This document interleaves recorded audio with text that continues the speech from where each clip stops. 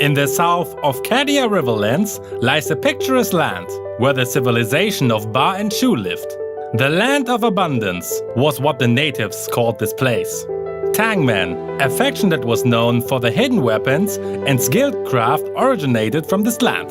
However, the Tangmen's new leader found out that many people often use Tangmen's craft and hidden weapons to do evil, which was running against his will.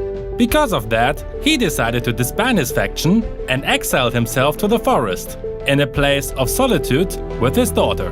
This daughter is Wan, who lived together only with her father since she was born.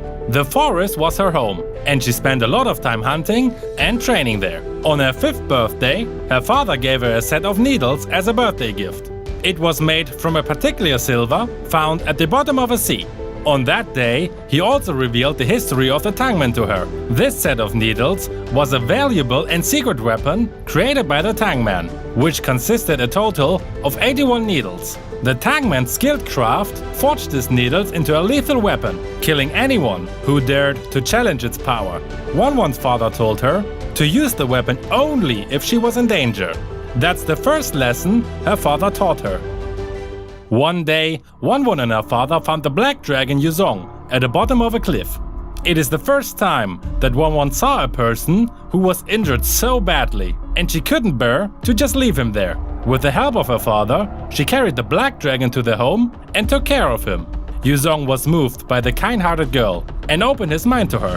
He spent many hours with the young girl, telling her his story, his dreams, his ambition, and teaching her how to become more powerful. However, the black dragon left Wan after a few months, without leaving any word, which made Wan sad for a very long time. A couple of years passed by, and Wan continued living with her father in the woods. One day, while she checked her traps, she found a boy being stuck in one of them. I thought it was my dinner. Turns out it's you idiot in trouble, she said to him. The boy's name was Yin, and he looked up to see a pretty young girl standing beside him, raising her hand and freeing him from the trap in the blink of an eye. After he was out of the trap, he looked at the broken noose and said apologetically, "Does that mean your dinner is gone? Here, you can have this." Then he handed over the flatbread he brought with him, when his stomach started to rumble in the worst time. The two kids burst into laughter together and became friends at that exact moment. That was how Yin and Wan first met. From then on, they would often hang out with each other and play games in the mountains. Wan liked to pull pranks on Yin, as he was quite gullible, and often joked about how he fell into a trap that day and then called him an idiot. Years quietly passed by as they laughed and played, until one day, Wan suddenly left for months. Her skills with the darts became more pronounced, being able to split a drop of dew 100 steps away into two with just a single dart. Her father told her not to show her formidable skills to others and to keep away from trouble, but Wan was too curious, as she wanted to travel the world. On the day Wan started her journey, her father gave her the most precious craft of the Tangmen, the crossbow of Tang, which could launch a rain of arrows to attack the enemy, and its power could scale along with the power of its handler. At the beginning of her journey, Wan had a piece of astonishing news. The black dragon wanted to destroy the dragon altar and dominate the 𝐚𝐧𝐰 Riverlands. Wan couldn't believe that her once closest friend would do such a thing. She decided to find the black dragon and seek out the truth. After many days of travel, she finally arrived at the Jaguar Peak, under the indication of the Black Pearl. Coincidentally, it was the rise of the solar eclipse.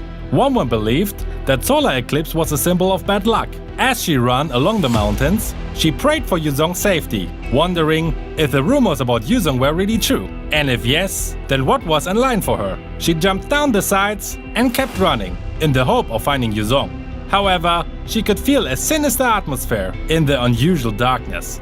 She wondered if she had made the right choice, coming into this dangerous place. As she dived around the path, avoiding occasional rocks and lively wind whips that were slashing at her. Unfortunately, the unnatural wind whips outshone her agility and grasped hold of her feet. She was upturned and the whip started grasping a tighter hold on her.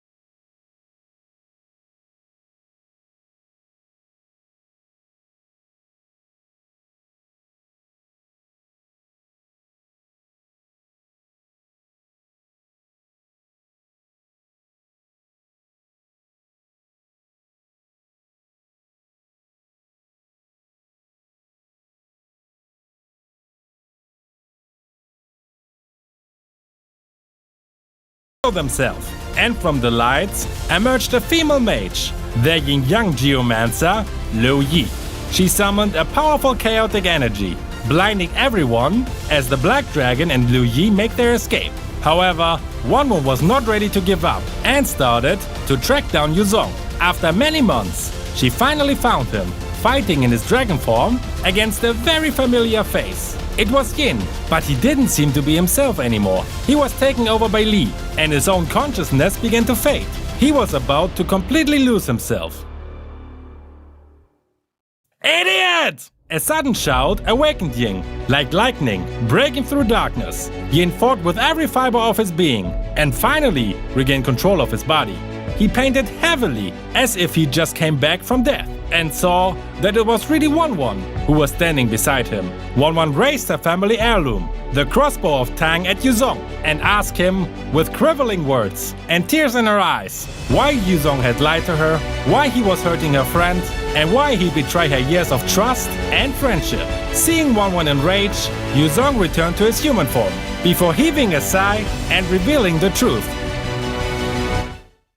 Evil god Li had been wreaking havoc in Cadia Riverlands since ancient times. It was him who'd possessed the greatest fighter of the land, the Black Dragon, and evoked the falling out between him and the Great Dragon, leading to an internal dispute that had almost wiped the lands off the map. Yuzong used Wanwan to get the Black Dragon's power so that Cadia Riverland could move in the direction he wished. And before that, he must destroy Li to prevent any further trouble. Chased by Yuzong, Li had possessed numerous strong warriors along the way, but had only suffered defeat after defeat. He'd lost most of his power when he sneaked into Yin's body. Yuzong looked at Wanwan and Yin and said in the calm voice, "He's been possessed by Li and will get people killed here sooner or later." And with that, Yuzong left. Wanwan lowered her arms, as if she had lost all strength, her crossbow dropping to the ground with a thud. Yin looked at Wanwan in front of him with a woeful smile, and then cast his gaze upon the Emerald Mountains that raised him. On the same night, Yin left the house and Wanwan stayed back, alone. Having witnessed rare things, Wanwan decided to train at the Dragon Altar as one of the Oriental fighters and protect Cadia Riverlands from any threat, even if it might be from the Black Fierce Dragon, Yuzong. Hello my friends! I hope you enjoyed today's video. Since this was the first video of this format, I would highly appreciate your feedback in the comments. Now, if you feel like playing here or any other marksman, check out my video where you learn how to become a perfect marksman. Also, a huge shout out to my patrons Garo OP, Mist, Twisted J, and Nimo Exu. If you want to support my work as well, feel free to join it as well. Have a great day, guys!